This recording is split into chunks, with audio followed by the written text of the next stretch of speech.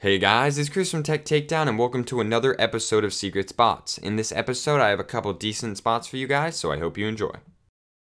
The first spot is on the map Dome, and I'm sure a lot of you are familiar with this spot. You're going to go up to this piece of wood, and you're going to move back and forth until you see press A to climb. Once you do that, you're going to climb, you're going to jump backwards, and you're going to see there are two ledges. There's a high ledge, that's right here, and then a low ledge. You're going to go onto the low ledge, and what people don't know is you can actually jump over to this other broken down wall. Now you can be knifed here, but no one will expect you here, and what I do is I just lay prone, shoot a couple bullets so it goes off on the radar. Everyone comes running in, and they have no idea where I am. So this is more of a hiding spot. It would be good for search and destroy, so once you get the kill they can't come back for you, but like I said, they can knife you. Here's an example of when I was in an infection map. I was kind of just hiding, I wasn't going for kills, and all the players are running around in this room every time I shoot my gun, but they are unable to find me. There have been times when the host has actually ended the game because they haven't been able to find me and they think I'm under the map or hacked out of the map in some way.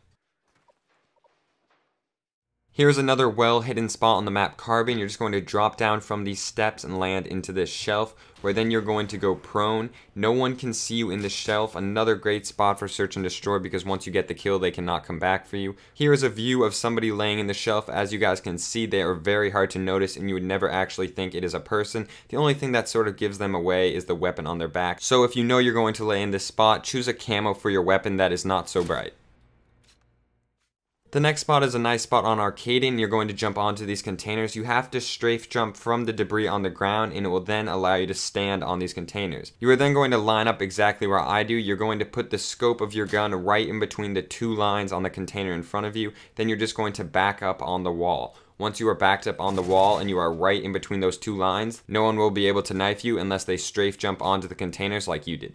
Here's an example of me trying to knife the player on the containers, and as you guys will see, I can go from every side and I will be unable to knife them. Now you may be knifed the first couple times you do this because you will not get the exact spot. If you are not in the exact spot, you are able to be knifed. So once you perfect the spot, you should be able to get it. Here's a spot on the map Outpost that I am surprised is not used more in Infection or just any other game type. What you're going to do is climb onto this railing and then slowly walk along the ledge of these windows. Now there are multiple ways to get to this spot, but this is just one of the simplest ways. Once you get to the center window, all you're going to do is shoot it or knife it out, and then you're in a good spot. No one can knife you from below you. Here's another way to get to that spot. What you're going to do is jump onto this railing, shoot out the window in front of you, walk along this container, and then jump into the window where you will be good. No one can knife you from below you, like I said. It's a little difficult to defend while you're alone, so definitely get some friends up here with you if you're in an infection match, and no one will be able to get you. And the last two spots on the map Seatown, they're not great spots, but I thought I'd throw it in. You're going to strafe jump from this window and land onto these boxes. From there, you're going to jump to the lower box and then jump over to this box below the bridge, so you're going to have to crouch right before you hit it so you don't hit your head. Then you're going to crouch jump onto this box, and you can make your way around the boxes. There's a barrier above you, so you can't jump any higher than the ones you are already on, but it's a decent spot if you're playing Search and Destroy, and you guys should check it out.